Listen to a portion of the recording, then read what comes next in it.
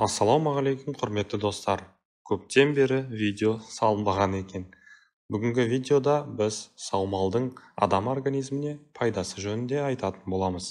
Сондықтан қызықты ақпаратты жіберіп алмай, видеоны соңына дейін көріңіздер. Және де видеоны достарыңызға, туыстарыңызға жіберуді ұмытпайсыз. Видеоны бастамас бұрын өзіміздің тұрақты оқырмандарымызға осындай жылы комментарийлер үшін алғысымызды білдіреміз. Сіздердің арқаларыңызда біз шабыттанамыз. Саумал жаңа сауылған бие сүті. Одан қымыз ашытылады. Кейде суытып, қымыздың қорына қосылатын сүтін саумал деп те атайды. Сүтті сауғанда қалайы ыдысқа сауса шипалық қасиетін тез жояды. Саумалды қыш ыдысқа, я ысталған қауаққа сауады. Тағы бір ескерер жайт, саумалды бір ыдыстан келесі ыдысқа қотарып мазалай бермейді. Саумал қымыздың емдік қасиетіне, жылқының жайылымы, жеген шөбі, ішкен суы және ауасының да әсері бар. Құрметті достар, осы айдың аяғына дейін каналымызды 50 мың жазылушыға дейін жеткізуді жоспарлап отырмыз. Сондықтан видеоға лайк басуды, каналға жазылуды, қоңыраушаны басуды, видеоны достарыңызға және туыстарыңызға жіберуді ұмытпағайсыздар. Сіздердің кішкене ғана әрекетіңіз біздерді жаңа пайдалы видеоларды сіз үшін шығаруға шабыттандырады. Саумалдың шипалық қасиеті 40-қа жуық аурудың алдын алады. Әсіресе асқазан, қырық қатпаршақ, өт, бауыр, тоқішек қабынуын көзін тауып емдейді. Қан кеселіне тосқауыл, қанның сүзгісі, еркектік қуатты арттырады. Қан қысымын ретке келтіреді. Ағзаның ауруға қарсы белсенділігін күшейтеді. Рак клеткаларына тосқауыл болады. Буын ауруларына пайдасы көптеп тиеді.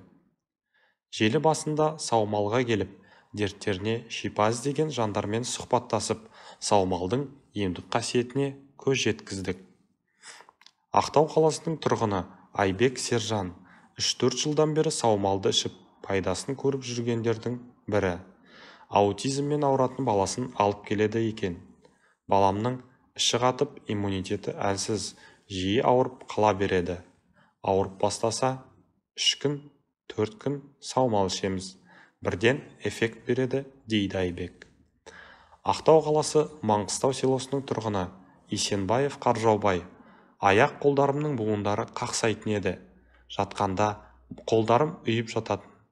Асқазаным ауыратын. Солардың бәрі саумал ішкеннен кейін қалды.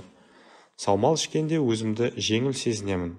Бұрын жыл сайын өтетін медициналық тексеруден жүрегің әлсіз, қан қысымың бар деп әрең өтуші едім. Саумал ішкелі медициналық бақылаудың барлығынан өте жақсы деген қорытындымен өтіп жүрмін. Саумалды 3 жылдан бері ішемін деді. Ал Мұнайлы ауданы Маңғыстау 4 селосының тұрғыны Найрабеков Жұман. Саумал ішіп жүргеніме 3-4 күн болды. Асқазаным, бауырым ауырады. 3 күн дегенде асқазанымның ауырғаны басылды. Бүгін жақсымын. Енді 2 мезгіл ішейін деп отырмын. Саумал жалпы асқазан, бауыры ауыратындарға өте жақсы шипасы бар екен. Соған көзім жетті деді. Желі басында ауруына шипа тауып, осы саумалдан жазылған соң, ауырмас үшін жылдап ішіп жүргенді кездестіруге болады. Түрлі дертіне саумалдан ем іздеген көпшілікпен жылы қоштастық. Ата-бабамыз жылқының етін жеп, қымызын ішіп, саумалын сауып, көлік қып мініп, жылқы мен қазақ егіз екенін дәлелдеп ақ кеткен.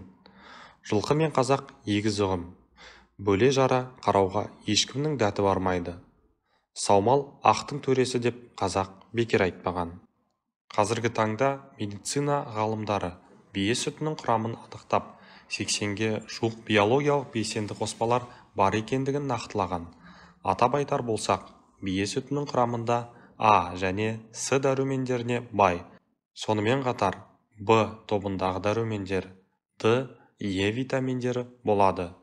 Саумалдың құрамында ақуыз, амин қышқылы, тез еритін май, оттегі және организмге керек кальций, натрий, фосфор, калий, темір, магний, бром сияқты минералдар бар.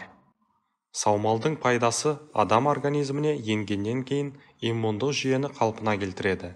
Осы арқылы организмде иммунитет көтеріліп, денедегі аурулармен организмнің өзі қарсы тұру қабілетіне ие болады.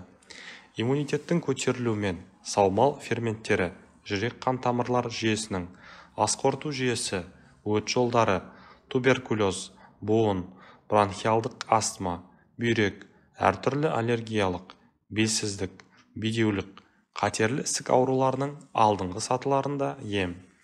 Соңғы 3 жыл көлемінде жеке практикамызда саумал қабылдап әртүрлі науқастар өт жолдарын тазалауға, бронхиалды астмаға, қатерлі ісікке шалдыққандар, қант деңгейі көтерілгендер, тері ауруларына шалдыққандар, аллергиялық қан қысымы болған, бауыр ауруларына шалдыққанда, тағы басқа ауруларынан айығуына немесе жеңілдеуіне осы саумалдың себеп болғандығын талай естідік.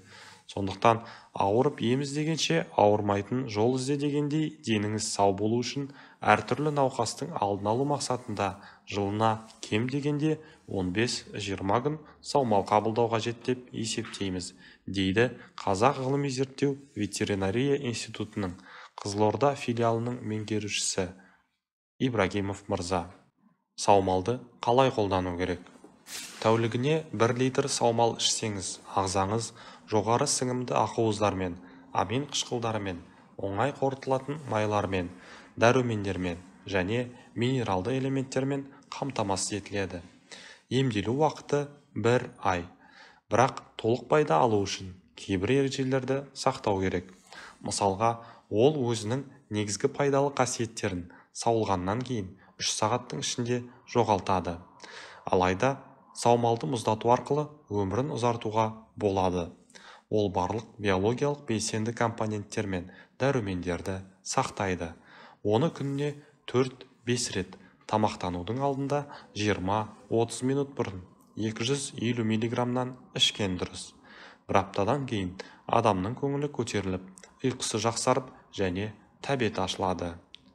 Кейбір деректерге сүйенсек, осы саумалды ыдысқа құйылғаннан кейін тез арада жылы күйінде ішкен дұрыс деп жатады. Осы жөнінде өз ойларыңызды комментарийге жаза кетіңіздер. Аталарымыз саумал бұлақ балдай дәрім деп бекер айтпаса керек. Құрметті достар, видео ұнаған болса лайк басуды, каналға жазылуды, қоңыраушаны басуды және видеоны достарыңызға, туыстарыңызға жіберуді ұмытпағайсыз. Келесі кезекте қандай видео көргіңіз келетіні жөнінде комментарийге жаза кетіңіздер. Келесі видеоларда жүздескенше аман сау тұрыңыздар.